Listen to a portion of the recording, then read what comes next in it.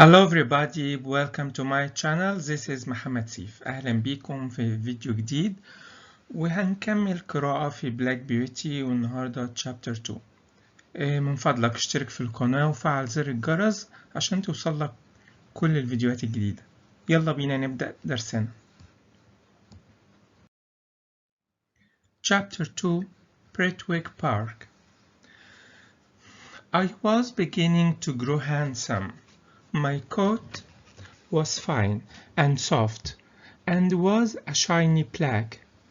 I had one white foot and a pretty white star on my forehead. بلاك بيوتي بيكمل كلامه بيقول لنا ان هو بدأ يكبر ويبقى وسيم وجلده او الفرو بتاعه بقى افضل وبقى ناعم وبقى لونه اسود لامع وبقى عنده قدم واحدة بيضة وكان عنده نجمة بيضة على جبين.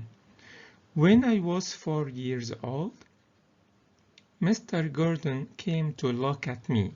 He looked closely at my eyes, my mouth, and my legs. And then I had to walk and trot and gallop for him. بيقول لما بقى عنده 4 سنين مستر جوردون جاء عشان يبص عليه وبص عليه من قرب على عيونه وفمه ورجليه وكمان كان لازم يمشي قدامه ويهرول ويجري بسرعة. When he has been trained, Mr. Gordon said to my master, he will do very well. مستر جوردون بيقول لما هو هيتمرن هيبقى رائع جدا. My master liked to train his horses himself before selling them, and the next day my training began. بلاك بيوتي بيقول لنا ان الماستر بتاعه او المالك بتاعه بيحب يمرن او يدرب حصنته بنفسه قبل ما يبيعها، وتاني يوم بدأ التدريب بتاعه. To train a horse is to teach him to wear a saddle and to carry a man, woman or child on his back. بيقول لنا عشان تمرن أو تدرب حصان لازم تعلمه إزاي يلبس السرج اللي بيبقى على ظهره وكمان يشيل راجل أو ست أو طفل على ظهره. The horse must also learn to wear a collar. يقصد collar ديت اللي هو الطوق اللي بيبقى في رقبته واللي بيتعلق فيه العربية أو أي شيء بيجره. And to stand still when it's put on. وإن هو يقف ثابت كده وهو بيلبس الشيء ده. Then to have a carriage fixed behind him. وبعد كده يتثبت خلفه العربة اللي هيشدها. And to go fast or slow. ويمشي بسرعة أو ببطء whichever his driver wishes. زي ما السائق بتاعه يحب. He must never bite or kick or talk to other horses. كمان مش لازم أبدا يعض ولا يرفس ولا يتكلم مع الحصانة التانية. And must always do what his master tells him. ولازم ينفذ اللي عايزه السيد بتاعه. However tired or hungry he feels. مهما كان هو جعان أو تعبان. Like all horses that have grown up, I had to wear a bit and bridle. بيقول لنا زي كل الأحصنة اللي بتكبر كان لازم يلبس a bit. a bit دي عبارة عن قطعة من المعدن بتتحط في بق الحصان وبيتربط في الطرفين بتوعها اللجام بتاعه السائق بتاعه بيتحكم فيه عشان يقدر يرشد الحصان يمين شمال يقف يمشي كده.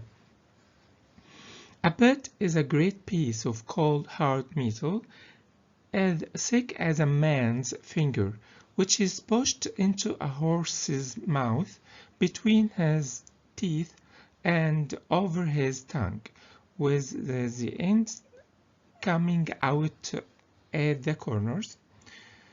It's held there by straps which go over the horse's head, under his neck, round his nose and under his chin. بيكلمنا عن البت وبيوصفها لنا إنها قطعة من المعدن الصلب في سمك إصبع الإنسان، وبتتحط في بقه فوق لسانه وتحت أسنانه، وطبعا في النهاية بتاعتها بيتربط الخيوط أو الأربطة اللي طبعا بتمشي على راسه وتحت دقنه وكده، اللي هو اللجام عموما يعني. reins ده اللي هو الخيط أو اللجام اللي بيكون في إيد السواق.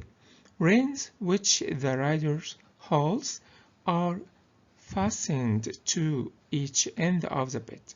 اللجام ده بيبقى مربوط في طرفين قطعة الحديد اللي في بقه. slowly with my master's kind words and gentle ways. ببطء ومع طريقة الماستر بتاعه الطيبة وكلماته اللطيفة.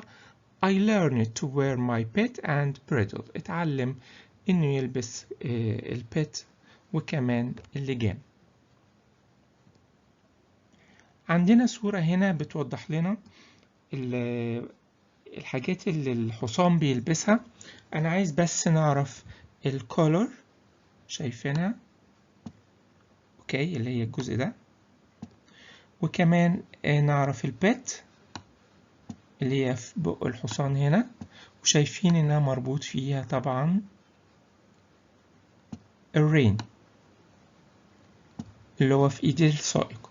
طبعا الحاجات التانية دي هنشوفها دلوقتي، بس أنا عايز نعرف حاجة كمان. البلايندر أو إحنا هنشوفها دلوقتي هيقول لنا اسمها بلانكر، اللي هي الغمامة اللي هي على تتحط في جنب كده على عينين الحصان، عشان بس يقدر يشوف قدام، ما يشوفش في الجنب، عشان ما يخافش وهو بيجر عربية ولا حاجة.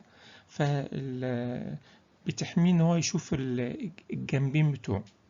تمام، هنا كتبها بلايندر، بس احنا هندرسها دلوقتي باسم تاني ونفس المعنى بلانكر. اوكي.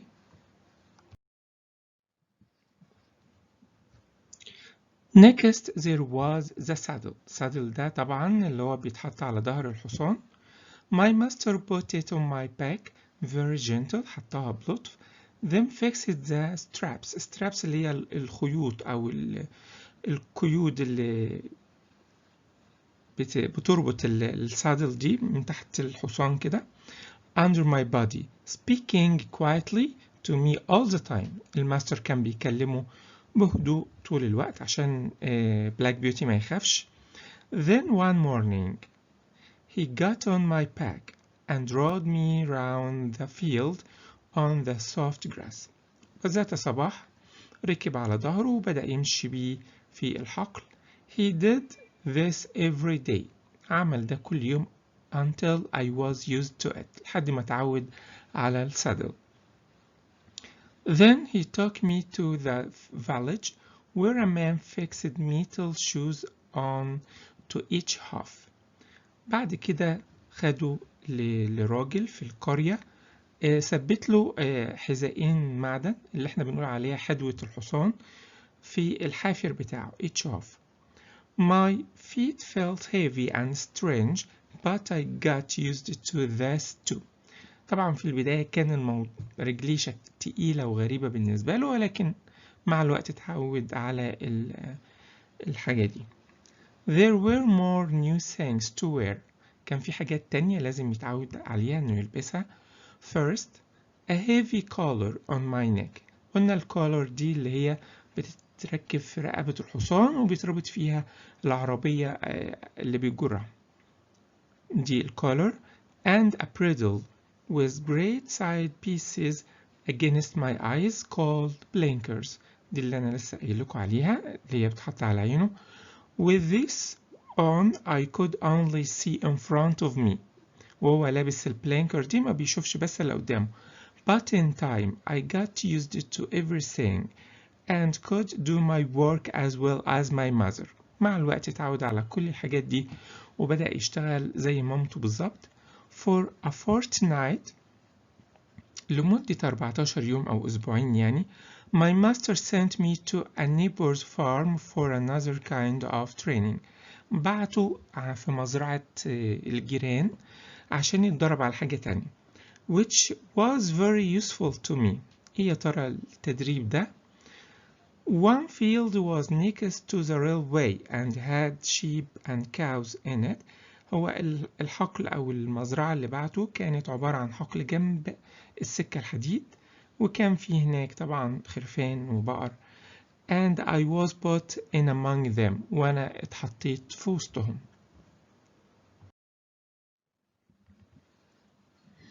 I shall never forget the first train that thundered by. مش قادر أنسى أبدا أول قطر عدى بالجوار. thundered يعني رعد، طبعا صوته كان مخيف بالنسبة له. And how I galloped to the far side of the field.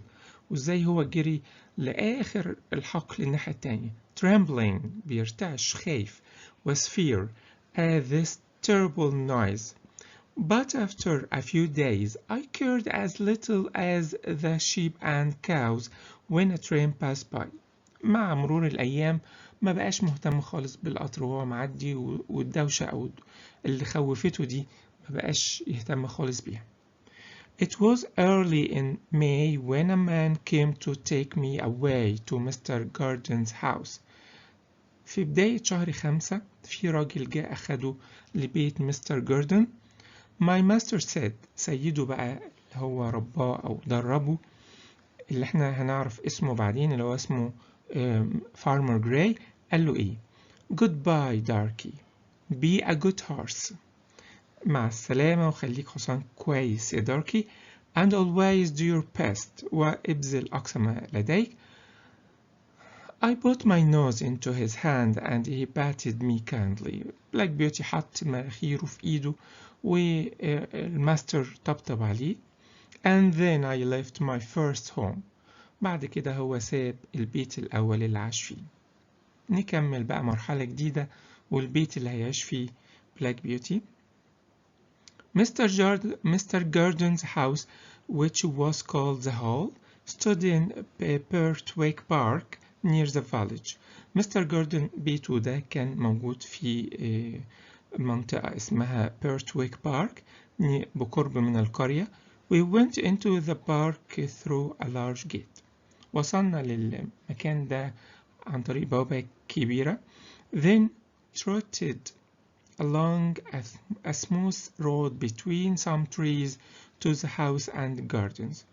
هو حرول بطول الطريق ما بين الأشجار لحد ما وصل للبيت. Beyond this were the stables. خلف البيت والجاردن دي كان موجود الاسطبلات اللي هيعيش فيها. There was room for many horses and carriages. كان في أوضة كبيرة للحصنة وللعربات. My stable had 4 good stalls and large window. في الاسطبل بتاعه كان فيه 4 أكشاك وشباك كبير. It was very pleasant. The first stall was called a loose box. كان أول اسطبل أول كشك في ال4 أكشاك دولت كان اسمه الصندوق الحر أو السايب يعني. where a horse is not tied up all the time but is free to move around as he likes. في اللوس بوكس ده كان بالحصان مش بيتربط، كان بيبقى سايبينه وبيبقى حر يتحرك زي ما هو عايز.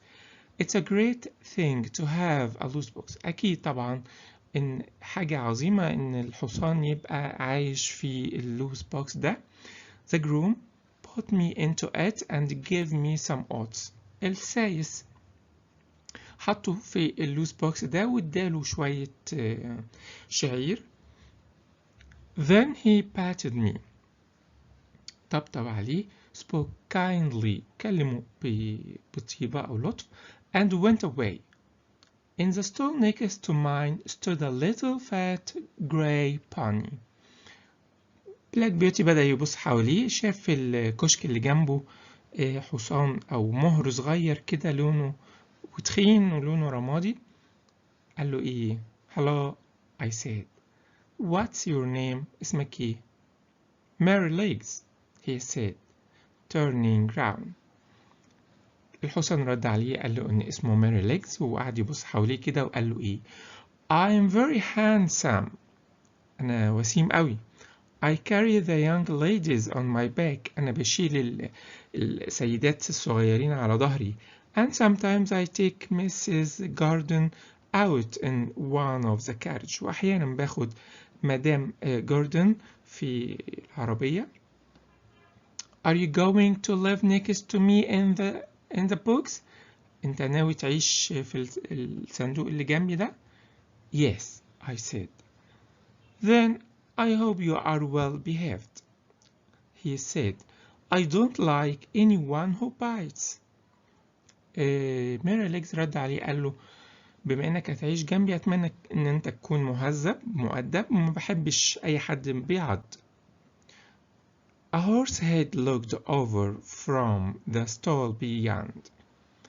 بلاك بيوتي بيبص لقى في راس تانية حصان بتبص عليه من الصندوق أو الكشك اللي بعد ميري ليجز.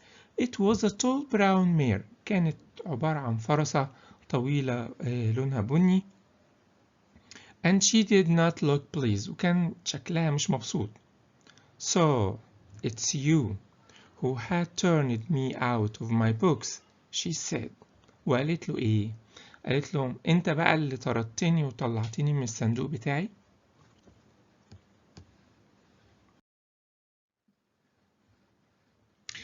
رد عليها قال لها بلاك بيوتي I'm sorry, I said, but the man put me in here, so it's not my fault.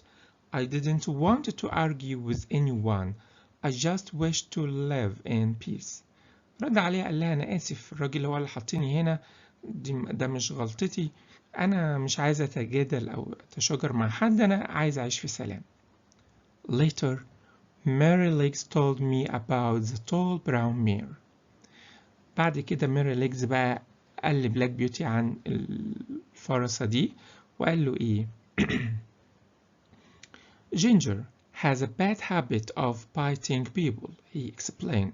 قال له إنها جينجر، الفرسة دي اسمها جينجر، وعندها عادة سيئة جدا إنها بتعض الناس. One day she bit James in the arm, and Miss Flora and Miss Jessie, the children, were afraid to come into the stable after that. If you don't bite, I hope they'll start to come again. ميري ليجز بيشرح لبلاك بيوتي بيقول له إن في يوم جينجر عضت جيمس. ده جيمس هنعرف إن هو الصبي الاسطبل، عضته في دراعه، وإن البنات بنات مستر جوردون اللي هم ميس فلورا وميس جيسي بقوا يخافوا يجوا الاسطبل، وإن هو بيتمنى إن بلاك بيوتي ما يكونش بيعضه هو كمان عشان البنات يبدأوا يرجعوا يجوا الاسطبل مرة تانية. I told him I never bit anything except grass and could not understand why Ginger bit people. بلاك بيوتي قال له أنا عمري ما عضيت شيء ما عدا العشب، وأنا مش فاهم ليه جينجر بتعض الناس. No one was ever kind to her before she came here, said Mary Legs. Mary Legs قال له إن جينجر قبل ما تيجي هنا محدش كان طيب معاها أبدا. John and James do all they can to please her. ولكن طبعا جون اللي هو السايس بتاع الاسطبل وجيمس اللي هو صبي الاسطبل بيعملوا أقصى ما لديهم عشان يساعدوها. And our master is never unkind. والماستر بتاعنا اللي هو طبعا مستر جوردون دايما طيب. I'm 12 years old and I know that there isn't a better place for a horse all around the country than this. بيقول له أنا عمري 12 سنة وأنا عارف إن مفيش مكان في البلاد دي كلها أفضل من هنا.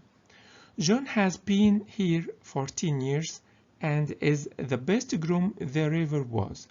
بيكلموا عن جون وبيقول له إن هو شغال هنا بقاله 14 سنة وإن هو أفضل سايس موجود على الإطلاق. And you never saw a kinder stable boy than James. وإنك عمرك ما هتشوف صبي اسطبل أطيب من جيمس. There was no reason for Ginger to bite anyone. مفيش سبب لجينجر إنها تعض أي حد. It's her own fault that she did not stay in the books. وبيقول له طبعا دي غلطتها إنها مش بتفضل في البوكس. The name of the groom was John Manley. ده اسم السايس.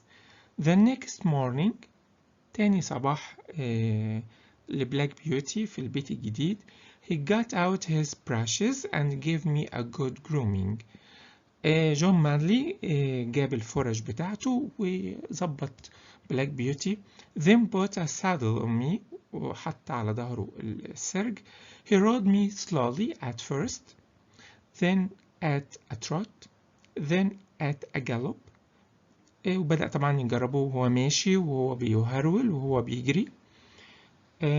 As we came back through the park واحنا راجعين بقى عبر البارك دي we met Mr. and Mrs. Gordon. They stopped and John jumped off. وقفوا طبعا جون وجون نزل من على بلاك بيوتي. Well John, how does he go? said Mr. Gordon. Mr. Gordon سأل جون بيقول له الحصان ازايه. فجون رد قال له He's a fine horse sir, said John. He's fast, but the lightest touch of the rein will guide him. بيقول له حصان رائع، بيقول له وسريع جدا وأقل لمسة للجام بترشده. They were shouting birds near high wood. بيقول له واحنا ماشيين كان في ناس بتصطاد عصافير أو طيور and a gun went off close by. وفي بندقية انطلقت بالقرب مننا. He pulled up a little. هو اتسحب لفوق شوية but I just held the rein and he wasn't frightened at all. يعني يقصد ان هو خاف بس بشكل قليل وجون شد اللجام قليل وطبعا ما خافش خالص. It's my opinion he was never frightened or beaten when he was young. جون بيقول إن في رأيه إن بلاك بيوتي عمره أبدا ما خاف ولا انضرب وهو صغير.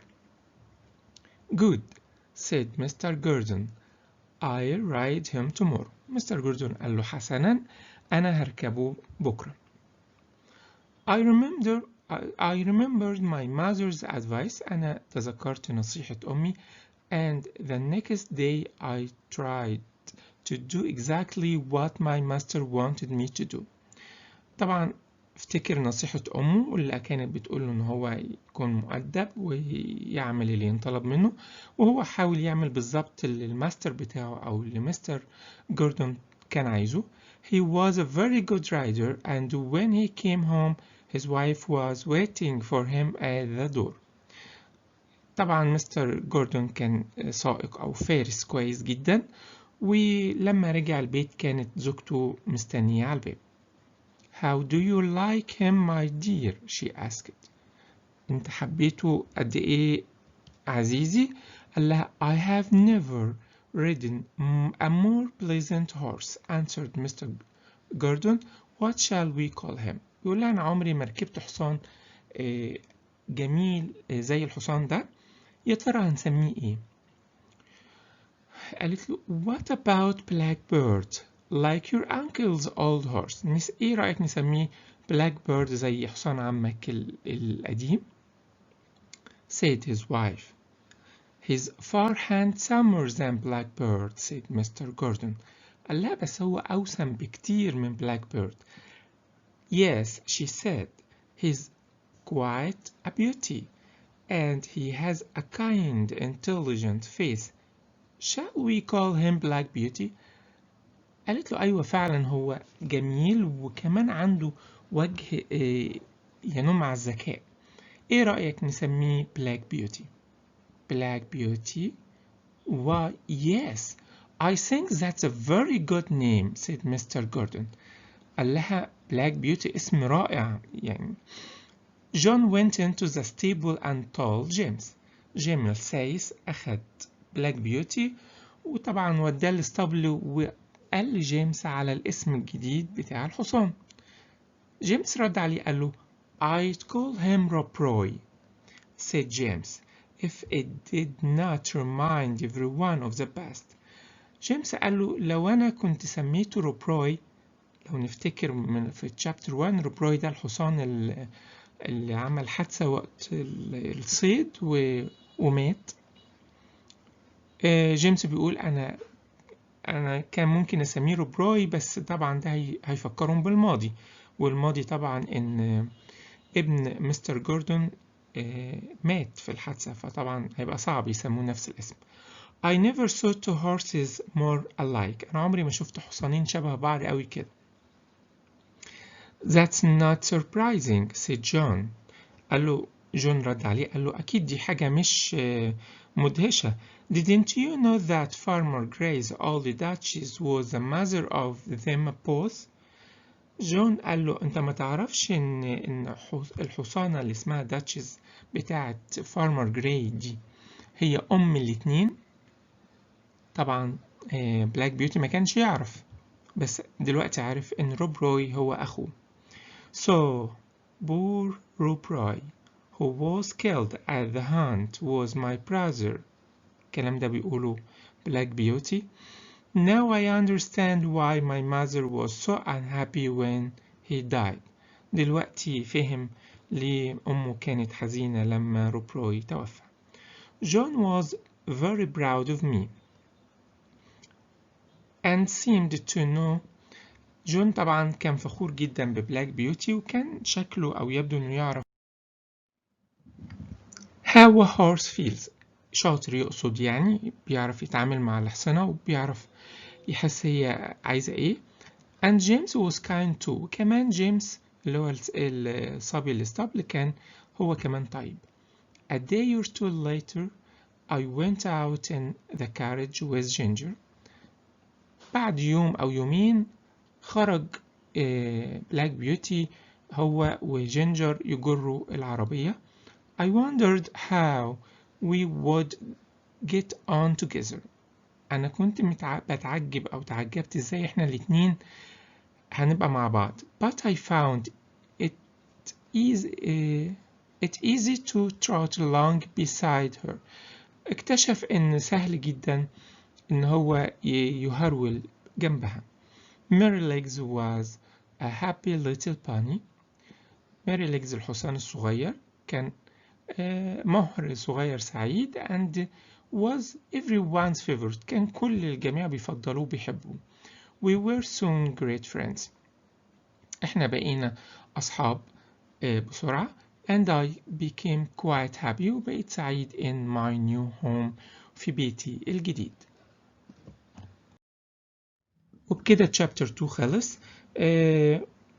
من فضلك اشترك في القناة وفعل زر الجرس عشان توصلك الفيديوهات والحلقات الجديدة. شكرا لكم. باي.